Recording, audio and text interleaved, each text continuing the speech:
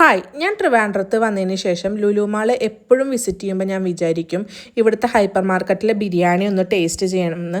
പക്ഷേ അത് ഓരോരോ കാര്യങ്ങളാൽ അങ്ങനെ ചെയ്യാൻ പറ്റിയിട്ടുണ്ടായില്ല. അപ്പോൾ ഇന്ന് അമ്മയ്ക്കൊരു പുറത്ത് പോകേണ്ട ആവശ്യമുണ്ടായിരുന്നു. ഓൾറെഡി പ്രീ പ്ലാൻഡ് ആയിരുന്നു. അപ്പോൾ നമ്മളിന്ന് എന്നായാലും ലുലുന്ന് ബിരിയാണി കഴിക്കാമെന്ന് വിചാരിച്ചു. അമ്മ ഫുഡൊന്നും വെക്കുന്നുണ്ടായില്ല. അപ്പോൾ നമ്മൾ നേരെ ലുലു ഹൈപ്പർ മാർക്കറ്റിൽ ഒരു ഉച്ച സമയത്ത് വന്നു. ബിരിയാണി കഴിക്കണമെങ്കിൽ നമുക്ക് പ്ലേറ്റ് വേണമല്ലോ.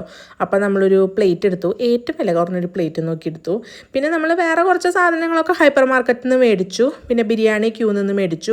ഈ ക്യൂ നിൽക്കണതിൻ്റെ ഇടയിൽ ഞാനും രോഹിത്തും തമ്മിലൊരു ചെറിയ ഇമോഷണൽ ഡിഫിക്കൽട്ടി ഉണ്ടായി. അതായത് നമ്മൾ ചെറുതായിട്ടൊന്ന് തല്ലൂടി.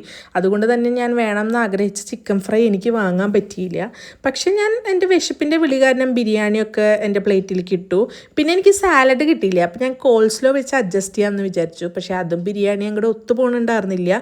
എന്നാലും ഞാൻ എൻ്റെ ബിരിയാണി വടിച്ച് തുടച്ച് കഴിച്ചു. ഞാനൊരു ഓൾ ടൈം ബിരിയാണി ഫാനാണ്. രോഹിത് തംസപ്പാണ് മേടിച്ചത്. പക്ഷേ ഞാൻ മറ്റേ ഗ്രേപ്പ് ജ്യൂസാണ് മേടിച്ചത്. ഞാൻ ഗ്രേപ്പ് ജ്യൂസിൻ്റെ ഫാനാണ്. ഒരു ദിവസം ഞാൻ ഗ്രേപ്പ് ജ്യൂസ് വീട്ടിലുണ്ടാക്കി നോക്കിയിട്ടുണ്ടായിട്ടോ, നല്ലതായിരുന്നു. അങ്ങനെ നമ്മളെല്ലാം കഴിച്ച് നേരെ വീട്ടിൽ പോവാണ്. അപ്പോൾ ബൈ.